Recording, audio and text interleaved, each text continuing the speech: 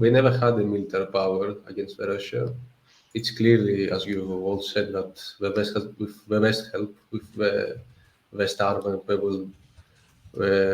we were able to continue this fight, and it's really difficult for them to win.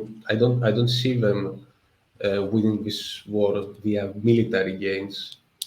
The only the only victory they might seek is the collapse of the Russian government, which is why I'm a little bit afraid of a coup d'etat.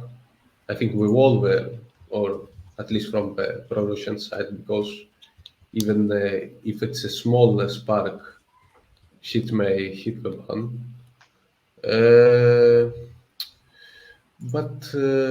And hearing from the Ukrainian side, probably, they gave themselves some. I mean, they always chew on fake news.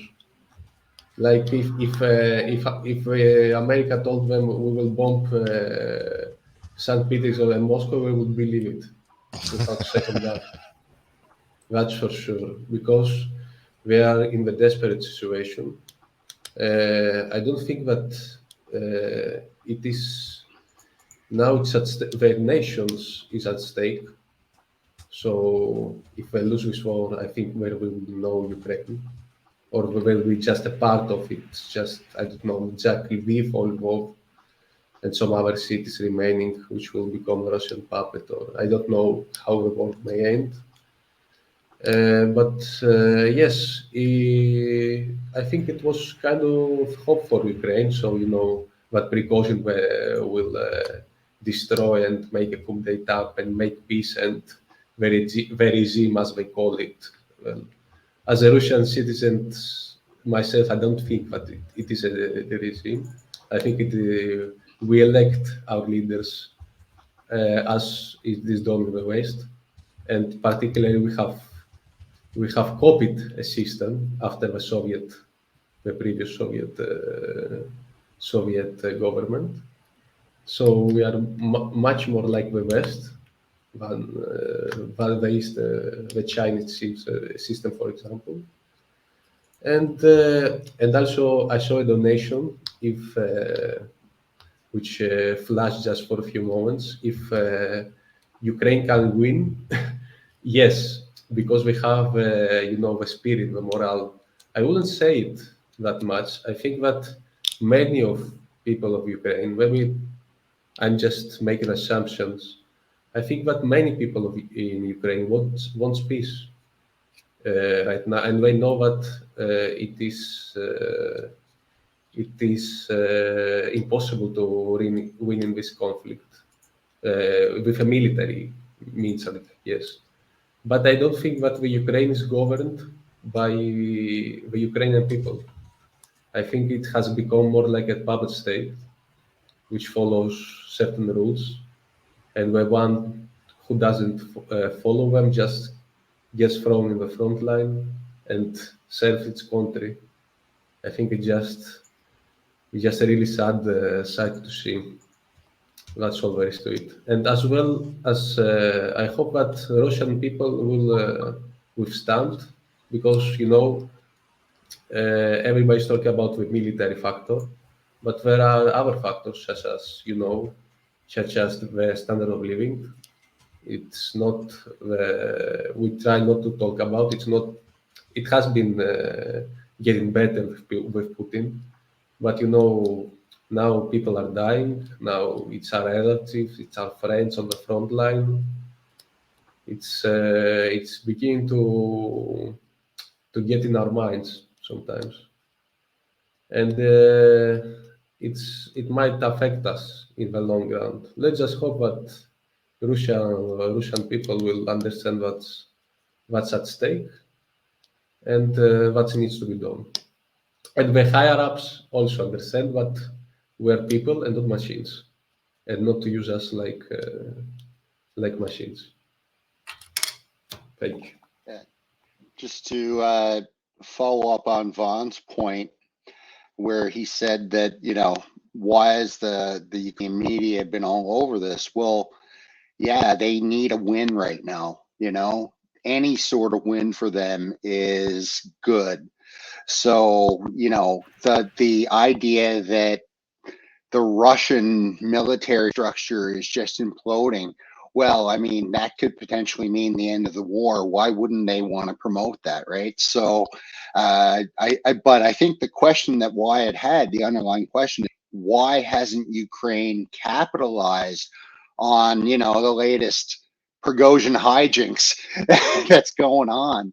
And honestly, they got nothing left. Russia's kicking a dead dog right now. And Yeah, they got nothing.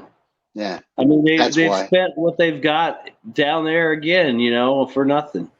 I mean, there might be some reserves still somewhere, but I mean, what are you going to do? Throw it in Zaporizhzhia or Kremenaya? I think that's really the likely answer to it. Is we're about as end to that 60,000 or whatever they had mobilized.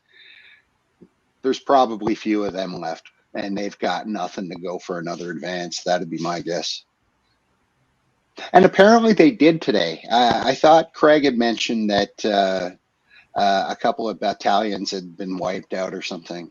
But he said that, but I can't find any evidence to back that up. I can't find that anywhere.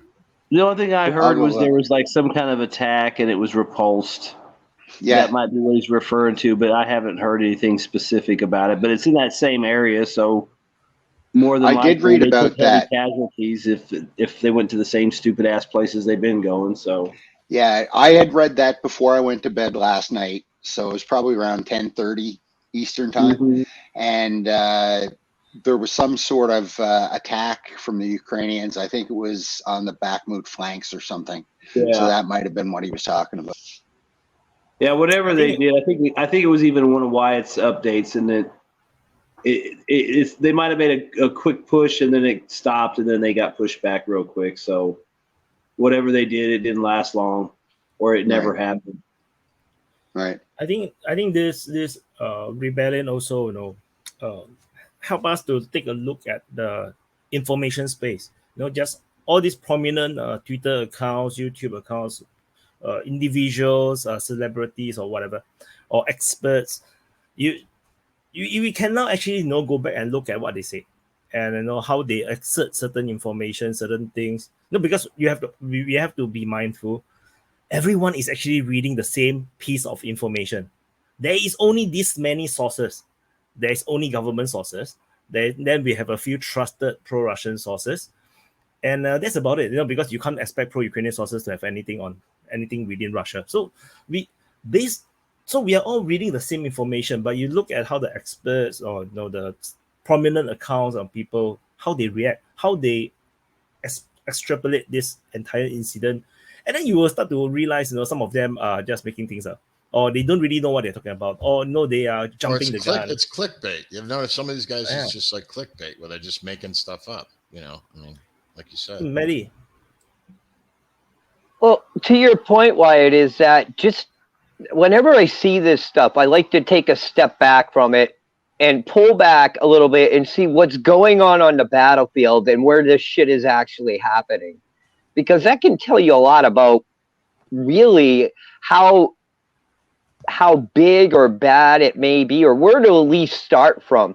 Because like Wyatt said, we're getting all these, like, they kept on throwing, here's a still shot of fighting. It was a tracer round that went by it. And now that became, the revolution has started. They were shooting at, the Kremlin, and everybody's going nuts. And we're all going down to Moscow, jump in the back of the van, boys. We're fucking going to be kings and emperors. No, it doesn't make any logical sense that it would work, that the Russians would just allow this guy to just go rampaging around with a tank on a low boy and a couple things behind him. Who knows what's in the tank?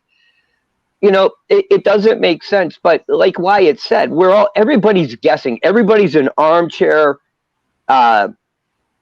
general, trying to go by the information they have, how they see it through the patterns that they've lived, the history that they've read, the things they've experienced, and then you're just extrapolating it all into the battlefield. I know I'm doing it. If you ask me, a tank solves everything. So I know I have my biases.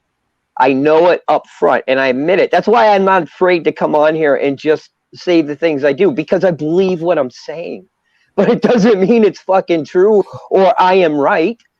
It's just that I believe what I'm saying. You know, so anytime anybody, if you disagree with me, please do, but bring me the information with you. Because if you bring me the information with the disagreement, I'm going to thank you.